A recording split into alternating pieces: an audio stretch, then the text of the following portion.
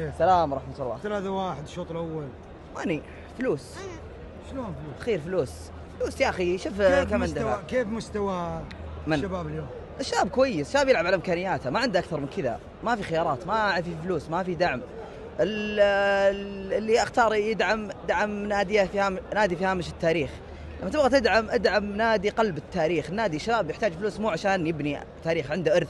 شاب يحتاج فلوس عشان بس ينفض الغبار اللي عليه، وإذا نفض الغبار اللي عليه يا ويلهم، صدقني يا ويلهم. تتوقع كم تنتهي يعني؟ والله هي انتهت نتيجة خسارة يعني للأسف، لكن دائما أملنا في الشباب إنه دائما يرجع، الكبير يرجع، سواء اليوم سواء نهاية الموسم سواء الموسم الجاي. دائما أملنا في الشباب إنه يرجع. الكبير كبير، الكبير كبير، والأصل أصل، والفرع فرع. صدقني الفلوس اللي وصلتهم ذا المرحلة نحتاج ربعها بس عشان ننفض غبار السنين هذه ونرجع أقوى من أول. الشباب تبقى 3-1 ولا تزود؟ ما يهمني صدق، ما يهمني اليوم. اللي يهمني اليوم ان جمهور الشباب حاضر، داعم فريقه في أسوأ الأوقات، في أسوأ المواقف، في أسوأ الظروف. قاعدين ندعم فريقنا، قاعد نحب فريقنا. احنا عشاق، احنا ما احنا مشجعين، احنا عشاق.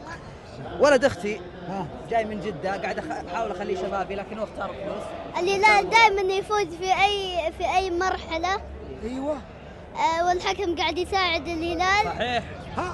صحيح. الحكم يساعد الهلال؟ ايوه صحيح. انت تشجع انت؟ اشجع الهلال. بس واضح صريح، هذا واضح صريح. من يفوز طيب يفوز الشباب. يعني دائما الهلال يفوز في اي مرحلة، اتحاد، نصر، قطر.